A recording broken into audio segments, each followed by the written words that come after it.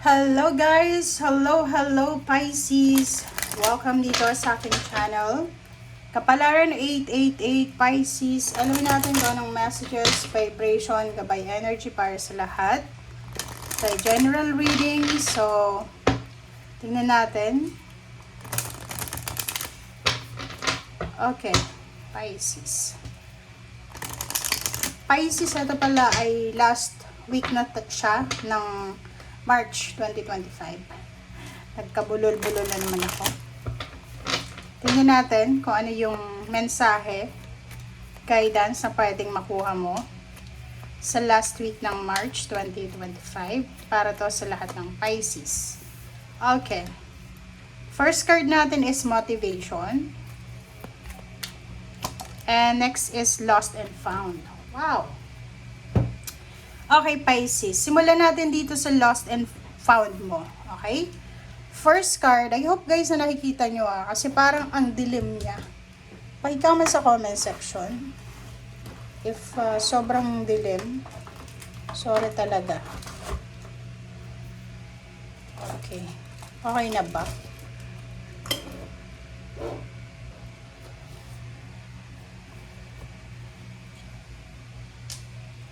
Okay, lost and found, Pisces.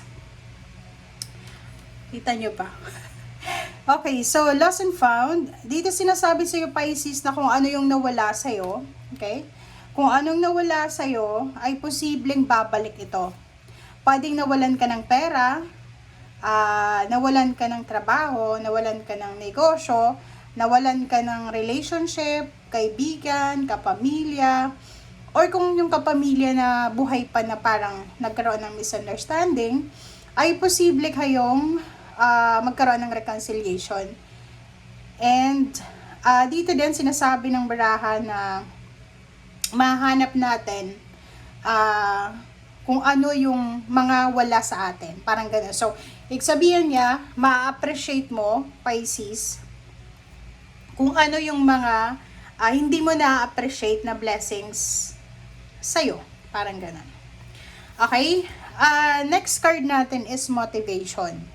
Motivation card, sinasabi ng baraha sa'yo dito na posibleng magkakaroon ka ng inspiration this week, last week ng March. Punong-puno ka ng inspiration. Magkakaroon ka ng motivation na pwedeng magdala sa'yo ng sobra-sobrang determinasyon. Okay? So, magiging inspired ka or may isang bagay, isang tao, sitwasyon na pwedeng magdala sa iyo ng inspiration. Okay, thank you. Pisces.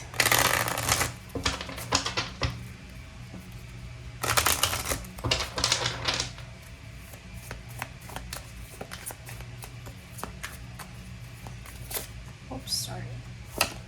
Okay, full moon in Leo, Pisces, go wild. So, yung go wild na message na to is para siyang zero the full. Na sinasabi na kung ano yung naiisip mong gawin or kung ano yung inspiration mo sa ngayon, gawin mo na siya. Be strong, be courageous, be confident, be motivated sa kung ano ito na plano mo or sa kung ano ito na gusto mo. Okay? Next is new moon in Libra. Doon sa mga Pisces na parang marami kayong mga agam-agam sa buhay. Yung parang feeling nyo walang nagmamahal sa inyo. Yung feeling nyo walang kulang yung pagmamahal na nararamdaman nyo. Nagiging negative yung pakiramdam nyo. Sa pamilya, sa relationship, sa environment, parang nararamdaman nyo na, hindi ako neto gusto, or eto, hindi niya na ako mahal, or napapabayaan niya na ako. Sa pamilya, parang maraming tampo. Dito, sinasabi na, huwag kang mag-alala, okay? Kasi maraming nagmamahal sa'yo na siguro hindi mo nararamdaman or hindi nila masyadong nai-express yung pagmamahal nila sa'yo. Okay? And, sinasabi ng baraha sa'yo, Pisces, na as much as possible, i-appreciate natin ang lahat ng blessings. I-appreciate natin ang lahat ng positive or negative na nangyayari sa buhay natin. Kasi, ganun talaga eh. ang lahat may rason. 'Di ba? Parang feeling natin, minsan hindi natin appreciated kung anong nangyayari sa paligid. But make sure na maging grateful tayo, maging thankful tayo sa kung ano man na meron or wala tayo. Yun nga sinasabi, lost and found. Kung ano yung wala sa atin, posibleng ma-appreciate mo yun. Okay?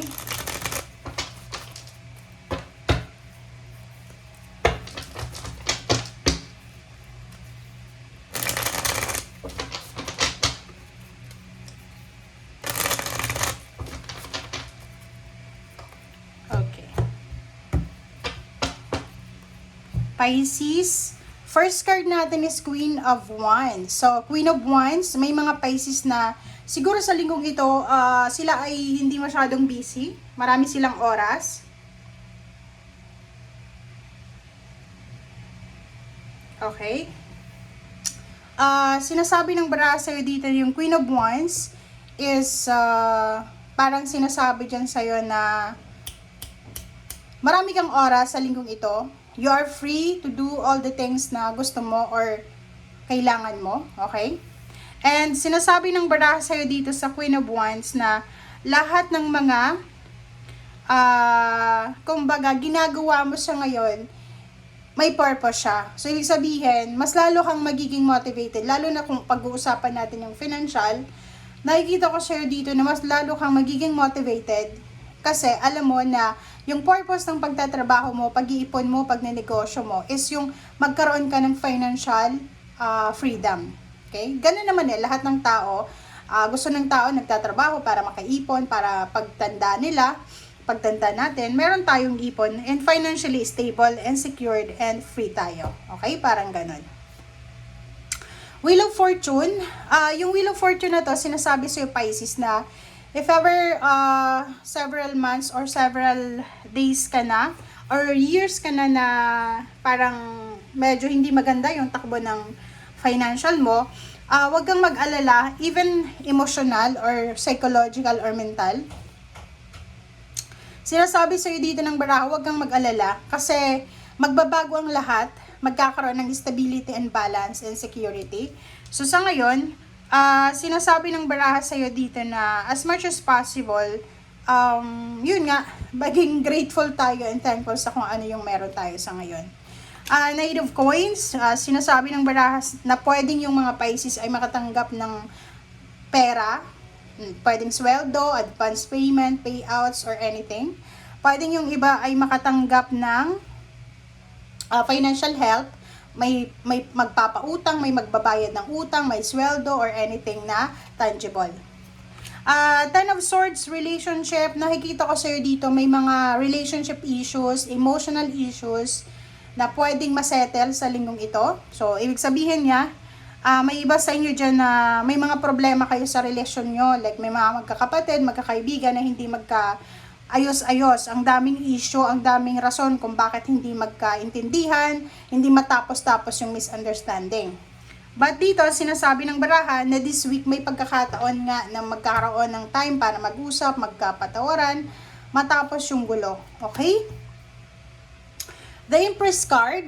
Empress card is all about new beginnings, all about fresh ideas, fresh relationships, fresh start, fresh job, parang gano'n. So, marami ditong fresh. Maraming fresh na pagbabago or gagawin or actions ang gagawin mo sa linggong ito. So, marami kang maiisip fertile ideas So, ibig sabihin, ang dami-dami mong idea na pwedeng pagkakitaan, ideas kung paano ka magkakaroon ng additional income, paano mo maaayos yung relationship, kung paano mo maaayos yung buhay mo. And, sinasabi sa'yo dito ng baraha na yung mga panahon na sobrang nakaranas ka ng anxiety, depression, yung parang, halimbawa, etong 8 of Swords na to, last year siguro, or few years ago, okay, maraming nakaranas sa inyo ng anxiety, depression, homesickness, maraming Pisces yung namatayan ng pamilya, magulang, o yun, parents, kamag-anak, parang ganon. And this last week of March, nakikita ko na magkakaroon ka ng healing 'Di ba yung overall healing, yung parang feeling mo nakasurvive ka na or nakarecover ka na, pero this week mo lang mararamdaman yung total recovery or yung total healing. Okay? Makakapagsimula ka ng bagong buhay. Relationship, marami. May mga relationship na magsisimula, may mga relationship na magre-renew, yung parang magkakabalikan. May mga bagong relationship na papasok sa buhay mo, friendship.